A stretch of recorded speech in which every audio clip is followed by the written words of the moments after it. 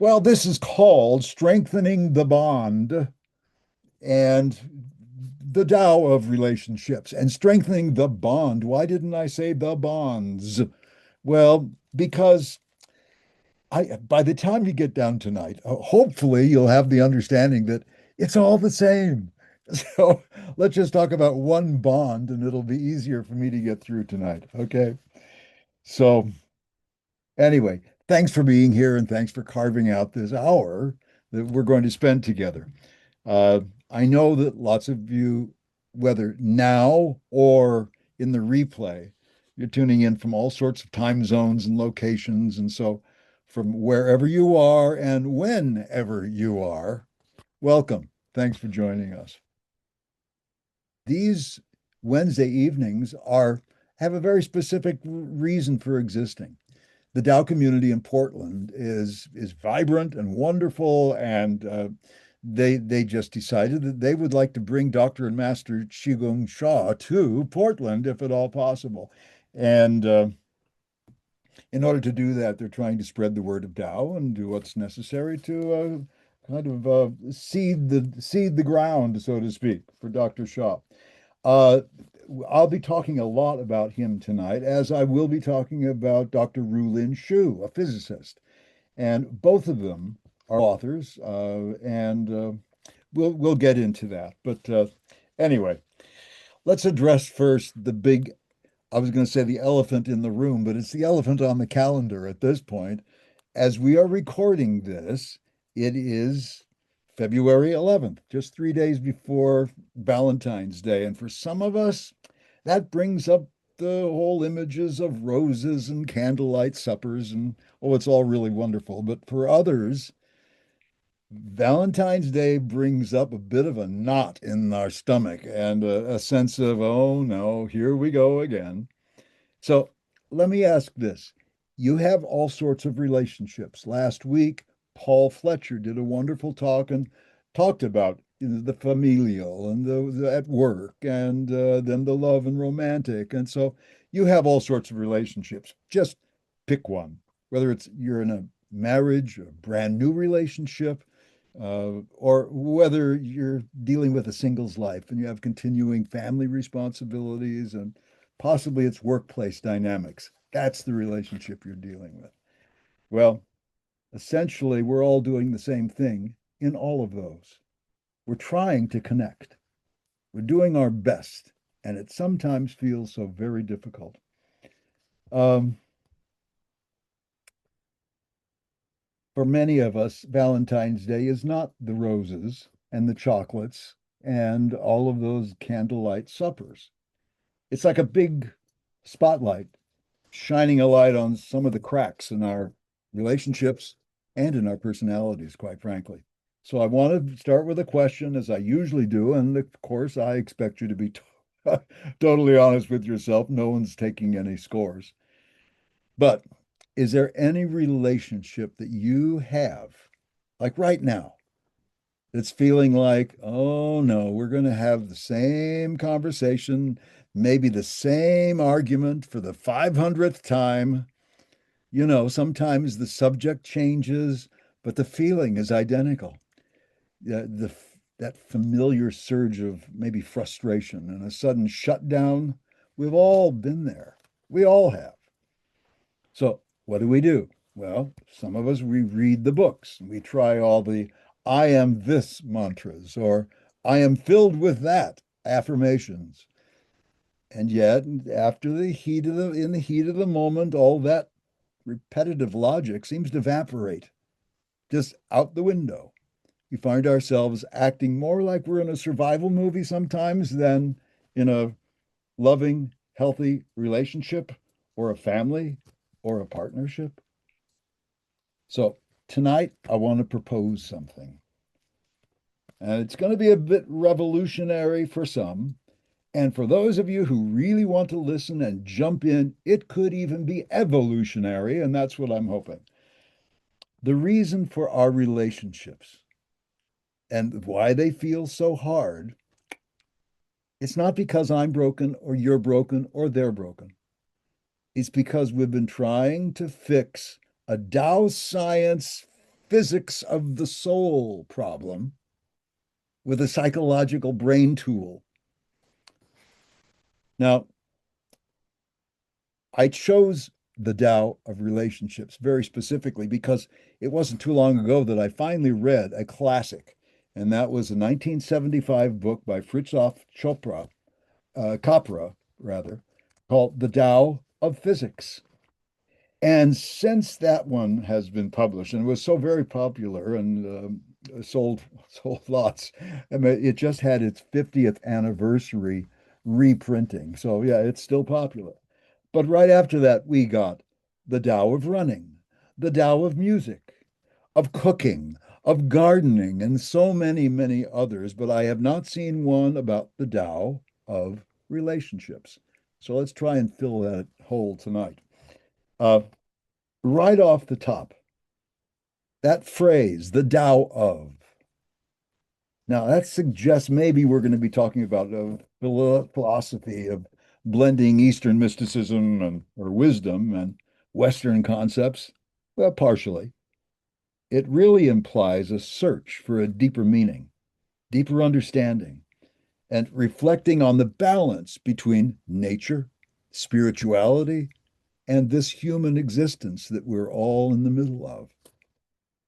My goal for our time together is very practical and direct, and it's only going to be a bit supportive philosophy. To begin with, what does that phrase, the Tao of, really suggest? I mean, I could ask you all, what did you think you were going to get into with the Tao of relationships? Well, with all those books, there is common thread. Number one, interconnectedness.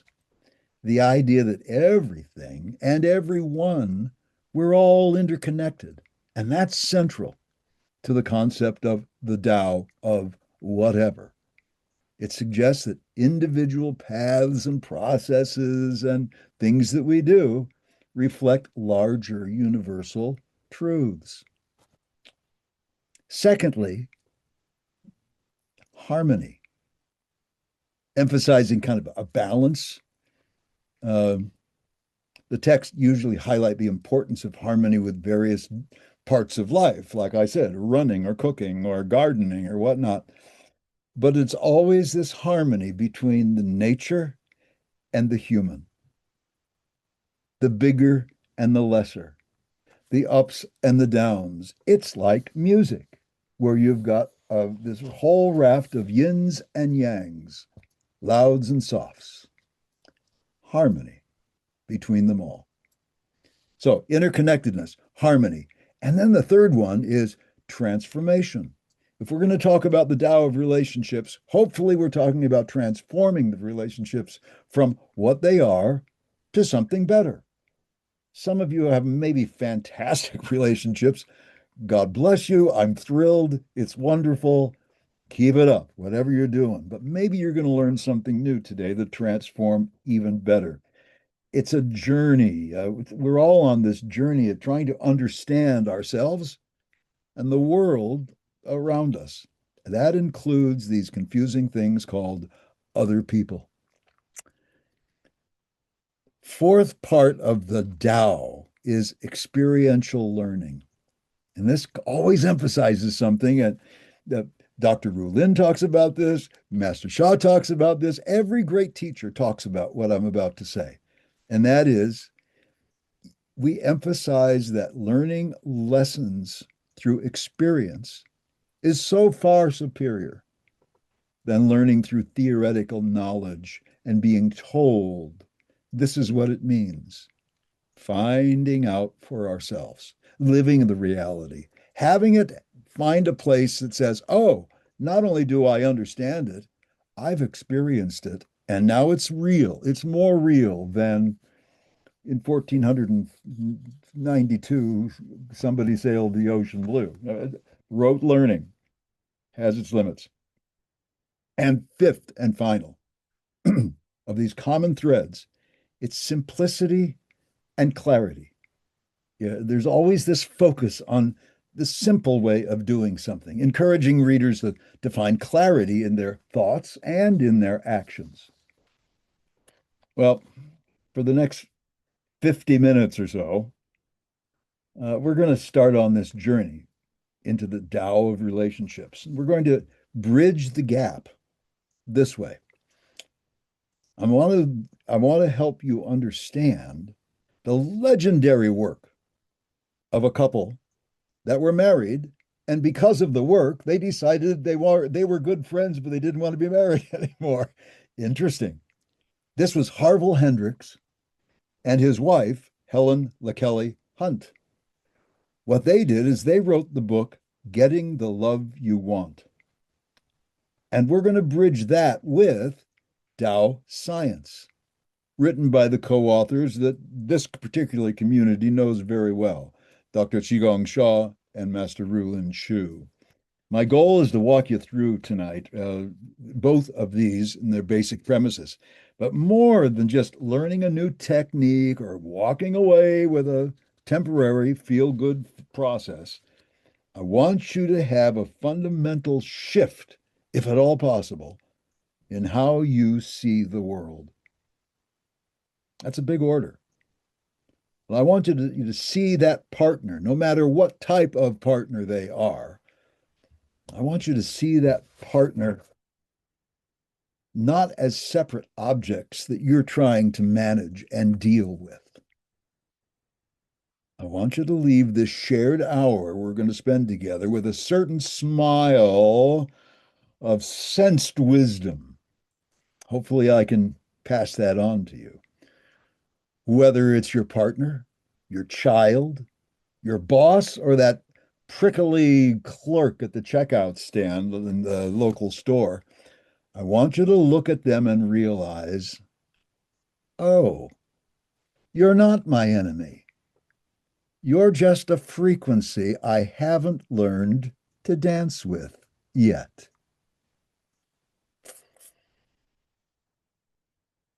Now, to understand the Tao of connection, which is key to what we're dealing with,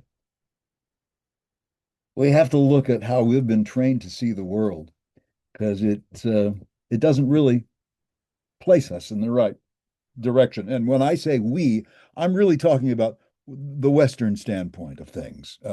We've got the whole world represented in both who's here tonight and who's going to be watching later on. So I recognize that this may not apply to everyone, but for those of countries and cultures that are trying to emulate the Western culture, I've got some warning for you. For 300 years, the Western world has been looking at everything like a giant machine. Uh, this is what some people have called the billiard ball universe. In this model, you're a billiard ball and I'm a billiard ball, and we're separate objects. We bump into each other and we bounce off. To actually connect, it would appear that we require some sort of relationship Velcro or crazy glue. And if a relationship is struggling in this mechanistic worldview, what do? We look for faulty parts.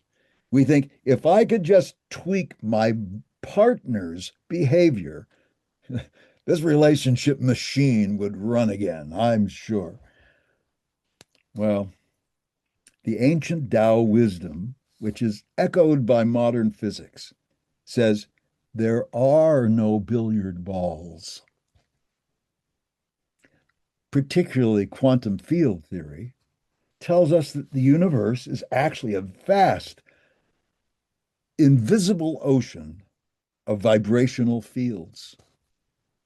Now, Tao Science physicist that we know and love because she lived in Portland, Oregon, or still does actually, Dr. Rulin Xiu, teaches the exact same thing when she states everyone and everything is a vibrational field. Well, the entire cosmos is a field. And at our essential core, we're all a part of that vast and vibrant ocean of fields. Would it surprise you to know that the ancient Greeks taught exactly the same thing, as did the Sufis in Persia, the Egyptians, The Hindus in India, both the Igbo and the Yoruba people in Western Africa, Polynesia, North American Native Americans, and also the Andean and Amazonian spiritual traditions. That pretty well covers the globe. And we're not discovering anything. Rather, what we're doing is we're rediscovering what ancient and indigenous cultures have known and understood for millennia. In a talk a couple of months ago, I talked about that the age of reason and enlightenment that I've kind of renamed the age of the grand detour because that's when they decided, oh, well, we don't need such things as spirit. There's no such thing as the soul. We are independent.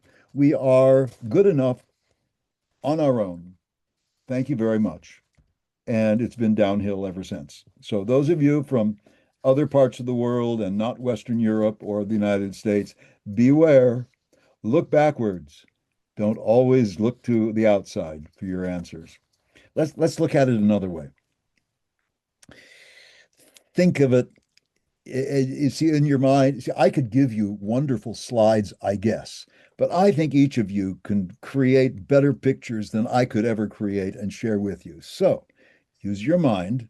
Imagine the entire universe. The entire universe is this single, vast, perfectly still, quiet pond. That pond is the field. Now you walk up to the pond and you just tap the water, and a ripple starts to move across the surface in all directions. The ripple looks like a thing, doesn't it? But is it separate from the pond? No, it is the pond in motion. So now in your mind's eye, have another person tap the pond. Now you're a ripple, and the other person, your partner, the friend, the worker, they are a ripple. You're both localized expressions of the same pond, the same field, the same Tao. We are not all separate and individual beings. Physically, we look like it, but we share an essence in a manner that I hope will become obvious tonight because it changes everything. So, Harville Hendrix and Helen Hunt, they call this shared area where the two ripples are coming together, two patterns intermixing. They just simply call that the space between. So I'm looking at Sandy, and she's sitting right above my picture of me, and there is a connection between Sandy and me, and Aliel and me, and Paula Dodge, and everyone else. There is this space between you and I that actually really exists. As they express it, the relationship isn't inside me or inside you. It lives in that shared water we're both a part of. Now, if you in your relationships, you're throwing rocks of criticism or judgment into that water, that field between you get kind of noisy, a little resistant. You can't feel the love and the connection because the static is way too high. If you treat that space like a dumping ground for criticism and judgment and vibrational litter, so to speak, it becomes quite impossible for the signal of love to get through. If you believed that space between you and your partner was a sacred territory, holy ground, if you will, if you saw it as a living part of the Tao, what is the very first rock you would stop throwing into it? Hmm.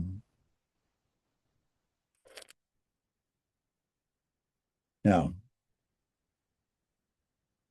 let me ask you this question.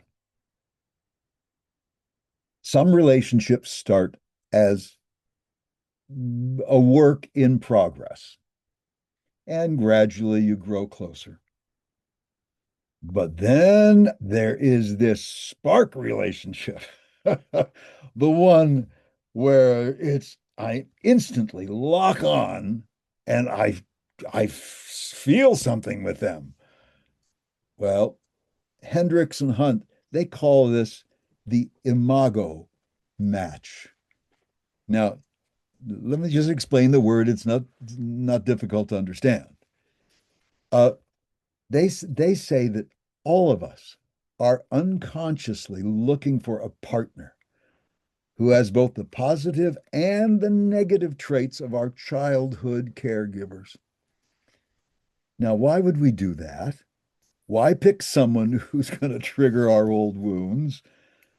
In Tao Science and in basic physics, this whole experience is simply called resonance. Now let's look at it from an interesting standpoint. Think of two tuning forks, okay? Most of you know I'm a musician, so I've had tuning forks around forever. Let's say I strike one and it's tuned to middle C, and I bring it near another one which is tuned to middle C without touching it or striking it. You know that second one starts to hum all by itself. If I hold down a middle C on a piano without playing it, just take the hammer off by pushing it down, and I play any other C on that piano, you know that one under my finger is going to start ringing independently. It's called resonance. Well, let me put one other piece of the puzzle and then we'll pull it all together. During childhood, you had a whole lot of experiences. Some of them were not too good, some of them were very good, but some of them were absolutely painful. We all know them, and some of us remember them. We call these incomplete emotional episodes, and they're incomplete because they just didn't feel good. So we decided, no, I'm not going to go there. Or we were told, don't you cry or I'll give you something to cry about. Ever heard that? Boys don't cry.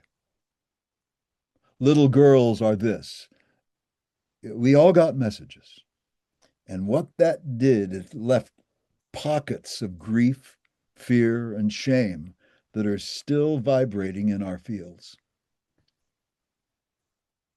The spark is a vibrational match for your unfinished childhood business. You aren't exactly looking for someone to suffer with. You're actually looking for the exact frequency required to vibrate those old stuck patterns into motion so they can finally melt, so that we can finally be rid of them.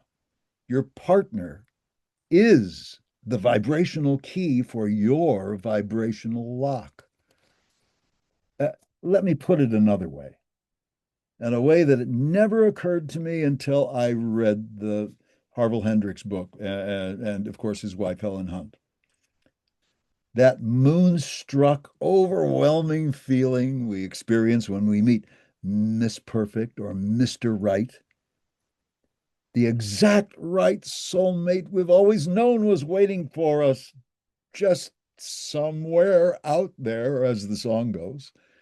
This supercharged, over the top feeling is actually nature's anesthesia. And it's blinding you to the fact that this is the exact right person who instinctively knows how to push all of your buttons. And without a second thought, you instinctively know how to trigger all of theirs. Would it surprise you to know that, in fact, if approached the right way, is your soulmate? It is the exact right person. Now, here we are on planet Earth. No one's taught us any of these things. And so eventually, the honeymoon wears off. You know how that is. The anesthesia no longer helps. Suddenly, your partner's passion becomes aggression, and their steadiness feels like coldness. Well, welcome to the power struggle, because that's part of a relationship. And in the biofield paradigm, this is simply field dissonance. Your frequencies are clashing. Okay, this is just another way of thinking of it, but bear with me. Let's take this to its full extension. When your partner triggers an old wound, one of your long avoided incomplete emotional episodes, your body thinks you're under attack. And without any direction from your brain or nervous system, the cells of your muscles and soft tissues, they tighten in a spasm that experts call the autocontractile pain reflex. All that means is that field which forms the cell wall of every cell in your body is so highly sensitive. When it senses something which is not supposed to be there, an irritant, something that's, we say, not coherent, it's dissonant, it's out of step, it's out of harmony, it tightens. Well, you put all those cells tightening at the same time, and suddenly all of your muscles and soft tissues start to get pulled in. Well, this is the well-known splinting process. If you break a bone, I've talked about this before, you break a bone, your muscles and soft tissues, they involuntarily tighten, which ends up protecting the area from further damage, but that was not the initial reason. They tighten out of protection. Your body does the same thing with emotional pain as it does with actual pain. So, flooded with a sudden, say, sadness frequency or a fear frequency, the tissues clench around your heart, or fear in your solar plexus. Your diaphragm contracts and breathing becomes shallow. Ever been super scared or so upset that suddenly you're not breathing, getting all the oxygen you need? Because the diaphragm has contracted and gone partially rigid. Let's look at another metaphor. When you're in an argument, or let's just say a disagreement, or let's just get to it. When you're in a fight, your anger is like a check engine light on your dashboard. Now, a lot of traditional psychotherapy tries to fix the light, the thoughts about it. But in Tao Science, it says that the light is working perfectly. It's correctly reporting a disturbance in your engine, your soul, your biofield. This leads to two very interesting defensive styles, and you're one of them, believe it or not. When you get this sense of that hurts, I'm feeling pain, I'm afraid, I'm sad, I feel devalued, you have one or two choices, and here they are. Some of you become the minimizer, or we'll call it the turtle. You clench down hard. You go silent. You hide inside the shell to block out the partner's noisy frequency or the boss's less than pleasant words. Whatever the relationship is, you pull away, sinking back into the turtle shell. The other extreme is that you become the maximizer. Yep. And instead of a turtle, we'll call that the hailstorm. Okay. You feel the pain of the clinch and you try to push back. you get louder. You start to pursue. It either comes off sometimes as aggressive, but what you're really trying to do, you're being you're being told to be quiet and you're trying to push through it to actually connect. Your brain doesn't fully know that. But at the end product is if you connect, you can resolve. If you're forced away, you're forced to keep that contractive pain response until the next possible time. So if you're the turtle, can you see that your silence isn't peace? It's a wall. And if you're the hailstorm, can you see that your shouting is actually a desperate cry to be heard and felt through your own pain?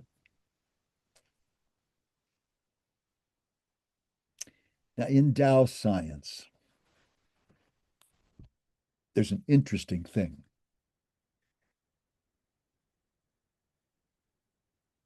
We're told to fix the engine. Now, Dr. and Master Sha and the Rulin Xiu, they offer something called the universal law of Shen Qi Jing. Now, here I am sitting in Sedona, Arizona, and I'm going to, in 5 minutes, try to explain the law of Shen Qi Jing to the general public. And I'm going to give it a shot. I really am. Well, if you're not schooled in all things Chinese, you won't even know what Shen Qi Jing is. But allow me to simplify it. Shen Qi Jing isn't just the interplay of three things. It's actually the interplay of five, and this is how we get there. You see that first word, Shen? In Chinese, it's a wonderful three-part concept that seeks unity from one, our perfect original soul, two, our onboard spiritual heart, the emotional information portion of our soul, and three, our mind, as in our thoughts and our body-bound survival mechanism called the brain. That Shen, then Qi is energy, and Jing is matter. So, how is this law of Shen Qi Jing, the basic organizing principle that runs the entire universe and mankind's entire existence? We're going to look at each of those five, and in 5 minutes, you will understand the eternal law of Shen Qi Jing. Let's look first at the three parts of Shen. Your original soul. This is the warehouse of all potential information that we might ever experience, ever. It's perfect. It's undefiled. It's the chip off the old Tao, if you don't mind me saying so. That higher self portion of you, your soul with a capital S, the conscious eternal watcher of your life's journey. That's one part of Shen. Then there's the spiritual heart part of Shen.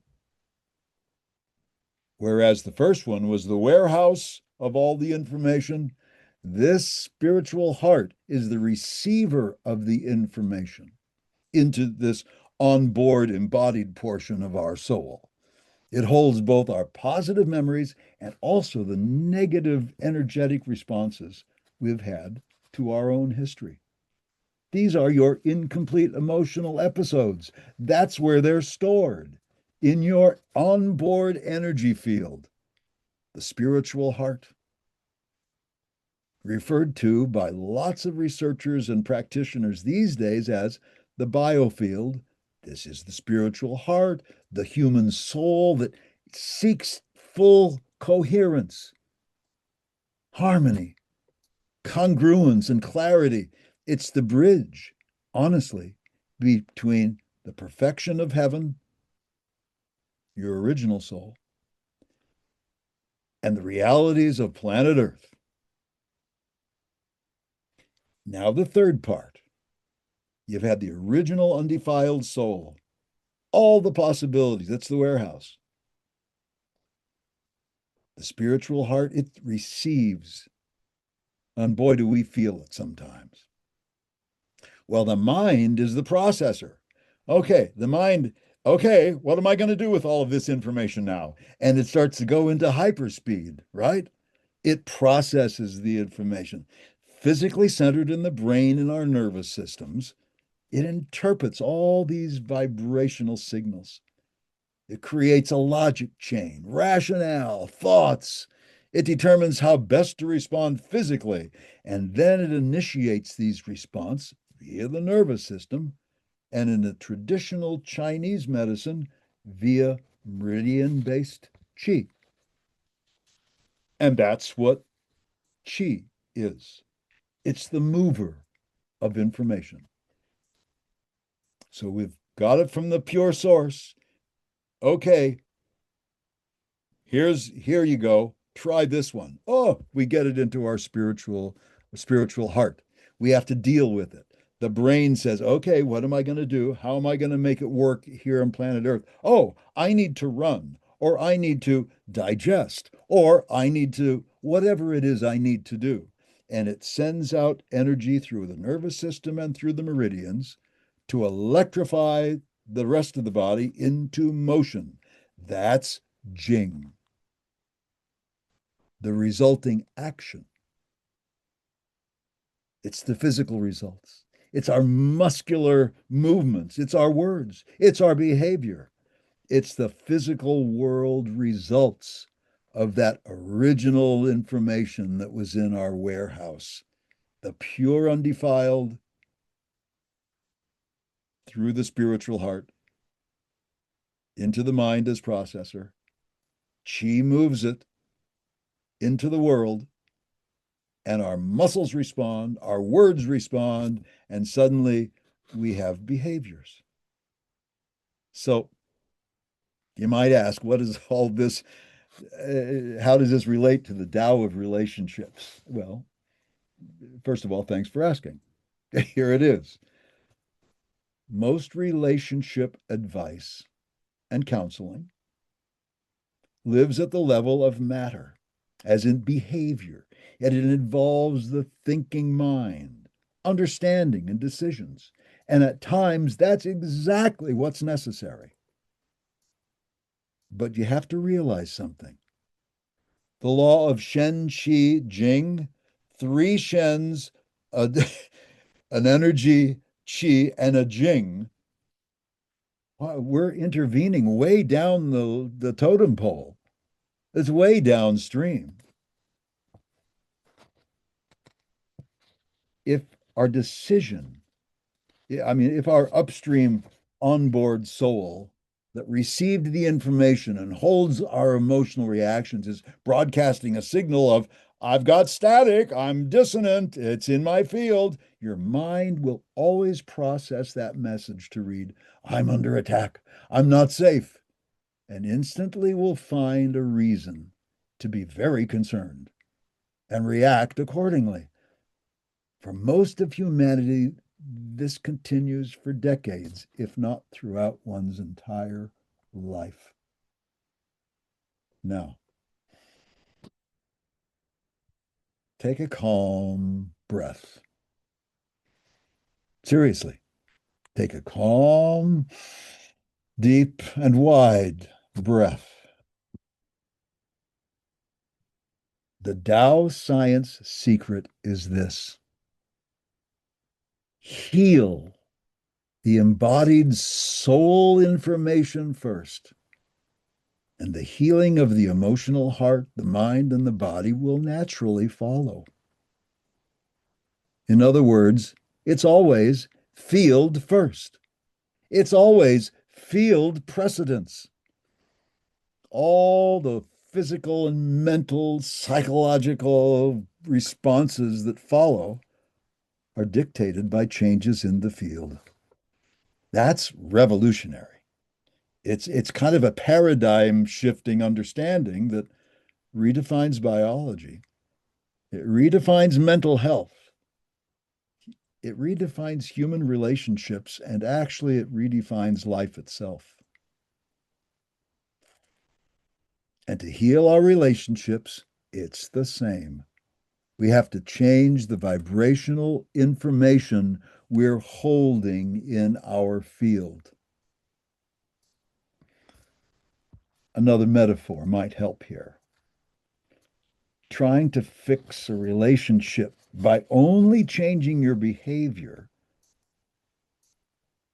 it's like trying to fix a buggy piece of software, a program, by polishing the computer screen.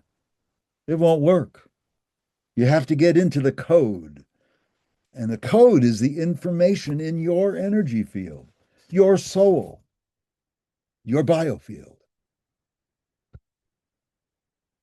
Now, believe it or not, how do you get to the code?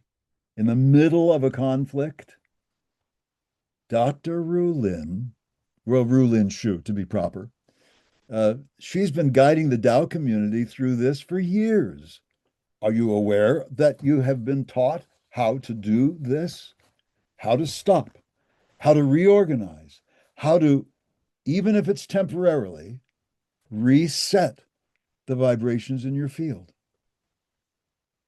It's the observe, see, allow, and feel practice. She's been doing it for years. I've just simply called it the clarity break because that's the end result, clarity. But what it is, it's a physio emotional override. It's not a timeout. It's for you to become aware of and experience the here and now within, and within the space between. It's just 3 simple steps. Basically, I'm imitating Dr. Rulin right now, but I'm going to put it in my own words. Number 1, she asked us to breathe, and I'm going to ask you to go ahead, shut your eyes, and allow yourself, really shut your eyes. It's okay. No one's going to worry. The first part is focused breathing. Bring your attention to your breath. Feel it enter your nose, all the way into your head. Fill that cavernous space up there. And then it rides down through your throat, past the brain stem, into your spine, and into your body. Now we start here because when we're triggered, usually our diaphragm rigidifies. By directing your breath to be deep into the lower spine and belly and wide into your ribs, you send a biological all clear signal to your brain. You are manually telling your survival first brain to stand down. The threat, even if temporarily, has lifted. Breathe in again. Calm, deep, and wide. And for right now, everything is okay. The second part, keeping your eyes closed, is body awareness.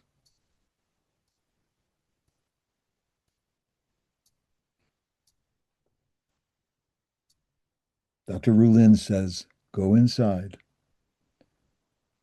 Observe the interior of your being. Yeah, well, what I'm asking you to do in the middle of an argument, you can say, give me a moment. You start with the breath. And then instead of focusing on what they said, come out of your head and ask, where's the knot in my body? Is it a clutch in my gut, a tightness in my throat? Possibly it's a heaviness in the chest. By fully feeling the raw sensation without the story, you stop the static from turning into blame. You begin to purify that field between you and the other. The third part is cultivating presence. Now, this is not spooky, it's not weird. It is simply the reality of if you've focused your breathing and you're fully aware of the inside, time has stopped. Focusing on your breath. Continue with your calm breaths deep into the lower spine and wide into the ribs. Become fully aware of and anchor yourself in the here and now inside you. Your old brain may have thought it was 1985 or some other painful year, but feel your feet on the floor. Feel the air in your lungs and in your spine. If it's daytime, hear the birds, hear the wind, possibly even the passing traffic outside. This creates a very useful field boundary. Become present. It allows you to respond as the adult you actually are, while recognizing and acknowledging the pained child you once were. What would happen if you gave yourself permission to take a clarity break before you said that next supercharged sentence? What if, just what if, you valued the space inside and the space between more than being right?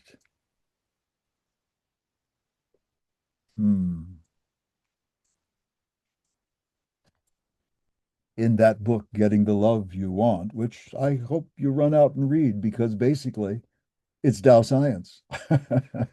They didn't know it when they wrote it, but all the principles do match up. They have something they call imago dialogue. It's a type of field technology, for sure. Once you've cleared your own field with the clarity break, you use this to engage with the other person and clear the bigger field. Two ripples can find harmony. Sitting face to face, the first step is mirroring. You repeat back exactly what the other person said rather than going, "Oh, yeah?" You repeat back what they said. This is a vital frequency calibration because it stops your noise from distorting their signal. It allows them to be heard and you to not jump to another level. So after you've repeated back what you think you heard, the next step is validate. You say, "Well, you make sense. I understand." Now, you're not agreeing with their facts. You are acknowledging the logic of their impacted soul. This is the safety signal that allows that clenching to begin to relax. And the third thing after mirroring and validation, it's empathy. I imagine you might be feeling, and then fill in the blank. This is where resonance begins to happen in a whole different manner. When you feel with them, you amplify their frequency. which allows their trapped emotional episode to finally discharge.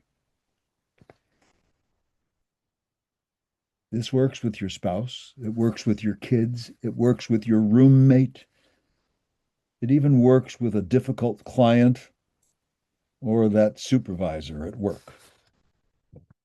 Acknowledge them, acknowledge the space between you as a living part of sacred territory, the Tao.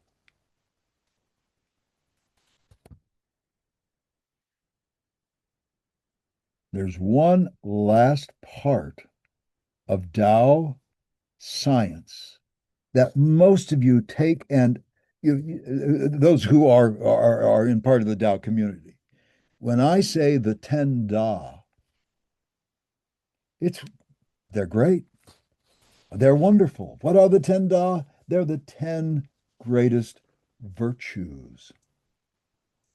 Now, these are not like moralistic. These are energy patterns. These are frequencies. And my, oh my, do they have an impact? If you put them into the space between you and the other, you will literally rewrite the information in your relationship field. I'll quickly go through them and show you how. Da'ai, greatest love. This is unconditional love. It's the vibrational solvent that melts all blockages. When you broadcast greatest love, you're saying to the other person's soul, I see you beyond your defenses. I love you. The second one is greatest forgiveness. This is the ultimate static remover. It clears the lingering dissonant frequencies of past hurts. In relationships, this means releasing the debt you think the other person owes you. That's greatest forgiveness. Third one, greatest compassion. Well, this is deep, deep empathy. It connects one soul to another, allowing you to feel the pain behind the other person's hailstorm or turtle shell. How about greatest light? Light brings clarity. It purifies the space between. When you choose greatest light, you are refusing to let shadows and secrets and half truths pollute your field. How about greatest humility? And we're only up to number 5. Greatest humility. Humility removes the ego's need to be right. In the power struggle, the ego is the wall. Humility is the door. It allows you to say, I value our connection more than my false pride. Greatest harmony. This is the balance. It harmonizes the energy of the maximizer and the minimizer. It creates a field where two different frequencies can exist without destroying each other. Greatest flourishing. We often think that's all about money. Oh, no. This is the win-win. It creates an environment where both partners, both co-workers, grow together. If one is winning and the other is losing, the field is dissonant. When both are flourishing, they become one.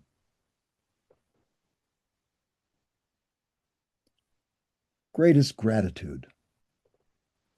This is what Hendrix and Hunt call positive flooding.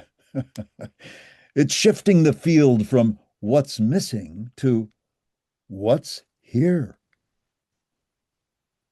Gratitude is this high amplitude frequency that naturally drowns out the noise of complaint. Two more. Greatest service. This is the servant leader mindset. It means viewing this relationship as a vehicle to serve each other's growth. How can I help you finish your childhood business? How can I serve you to move along your journey? And finally, greatest enlightenment. This is the realization of oneness, one with the Tao and one with that other person. It's knowing that you are two ripples on the same pond. If it hurts you, I'm hurting the very water I am made of. When I realize my oneness with you, and this field between us is actually me and you in resonance as a living and breathing vibrational field, which is the Tao of relationship. So I could ask which of these 10 feel like it might be time to add to your field. Is it forgiveness? Is it gratitude? What would happen if you focused on just one of those for the next 24 hours? Well, we're coming to the end of our 1 hour. We've looked at billiard balls.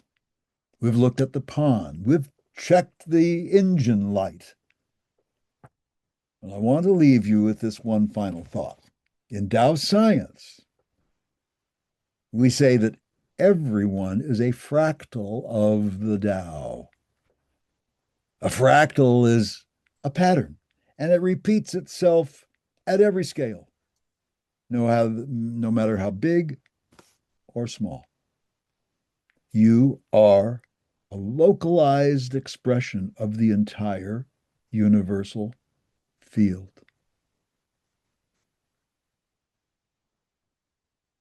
When you heal a connection in your own home, when you choose zero negativity and treat that space between as sacred ground, you aren't just saving your relationship.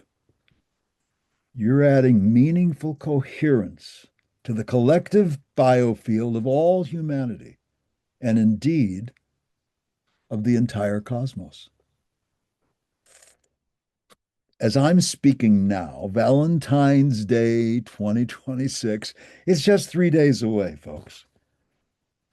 So whether this year or whenever, don't worry about the card. Don't worry about the roses. Instead, breathe, clear the static, honor that holy resonant field between you and the other. And watch how the entire universe begins to organize itself around your new coherent frequency.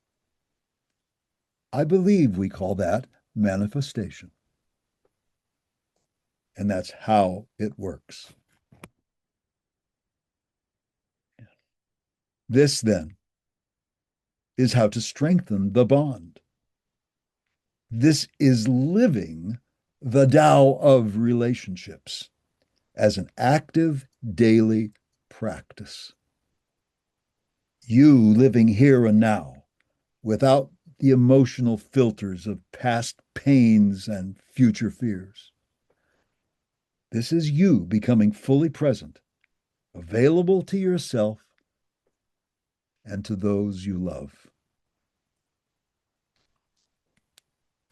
Thank you all for being here, for your presence, for your hearts, and those glorious resonant fields.